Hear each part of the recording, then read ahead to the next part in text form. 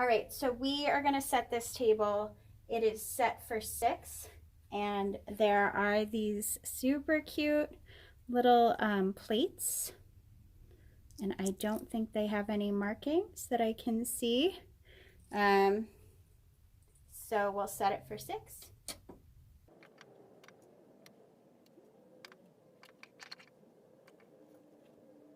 These teacups are really excellent.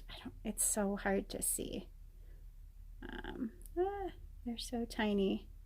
I've been doing a ton of conservation, so they're really, my hands are super dry.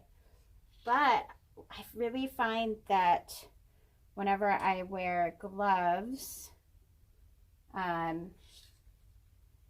can't feel how tiny the things are, and I drop a lot more things. So I don't wear gloves when I'm doing some of this fiddly setup, because then I drop things and things go missing.